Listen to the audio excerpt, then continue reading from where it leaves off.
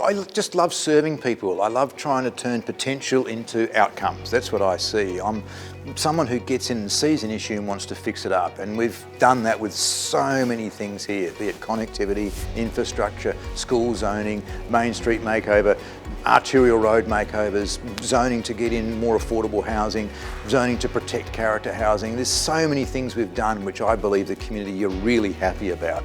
And then we've had street parties where they've come along, they cannot believe the impetus and the energy in their own street party. And now people feel incredibly proud about living here.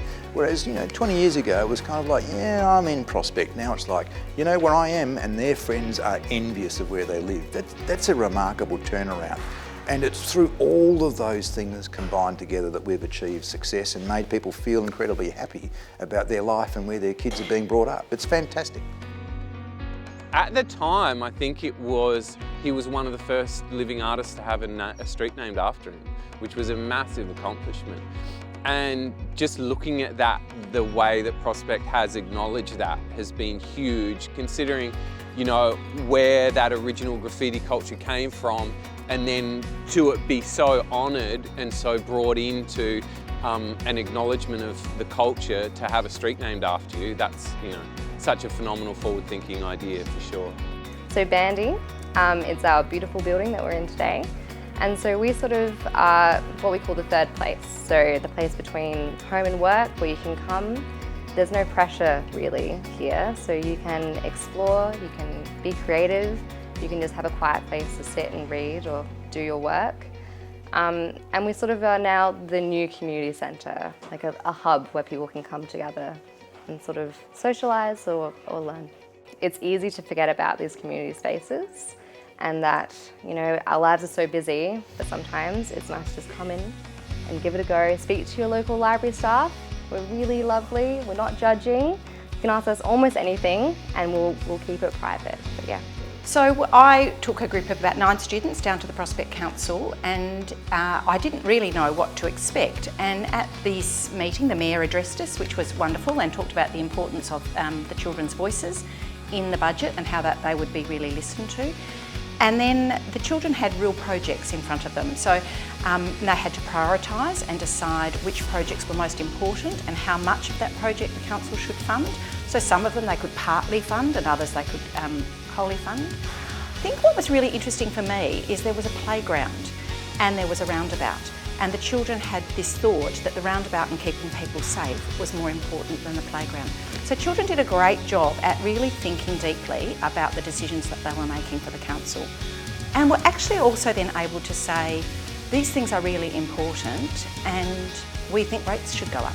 So it was an amazing lesson. They were treated with such respect and it was just wonderful to hear their voices. When we have the principals tours and families are coming through and seeing what's happening, they seem genuinely excited about the things that we're doing, and so it's something that we're proud of, and that we're happy that the parents can see the value in what we're doing.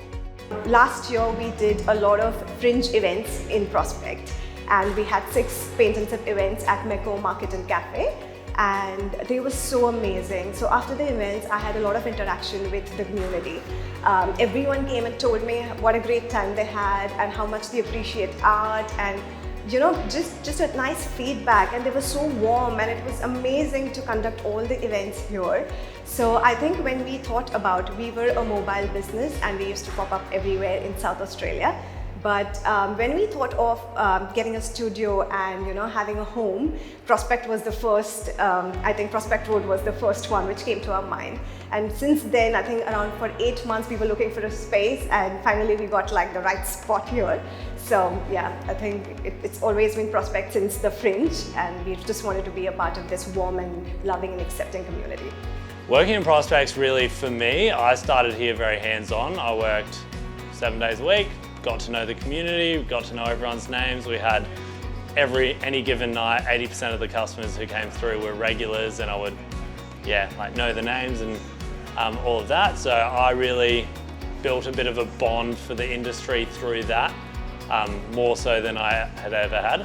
Prospect's at that stage now where you're seeing the businesses start to open up that are a bit different. It's a bit of change in the area, and the biggest thing about Prospect that I think is sort of undervalued is the balance of Prospect.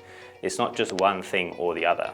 There are plenty of business districts around, but they're purely business. No one else lives there.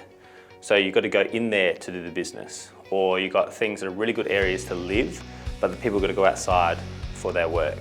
And Prospect, we have a really good balance, and that's why we're here, is because people want to work in the area where they can go to the shops, where they can go meet friends for lunch, pick up the kids from really good schools. Everything in the local area, that reduces how much you have to travel, that increases your time, that if you have more time, you've got more time to meet your family, your friends, and just generally be happy. Look, I always say that we're an inner metropolitan council just north of the parklands. That just gives us a geographic location. In fact, we're the dead centre of the Adelaide metropolitan area, not the CBD as people know it. But in terms of its character, I say this is a place where anybody can come and anybody can live. And I love that about this place. Whether you've got a whole heap of money or not very much, you can find a spot in this city. Whether you've got kids or you're just on your own, you can find a place for yourself. Whether you've got some quirky interests, or whether you're a budding artist, or whether you're a true professional, you'll find people here who'll be your friends. We have some incredible people living in this place of state and national importance, and we have some very ordinary people who love growing olives in their front garden. Everybody finds a spot in this city.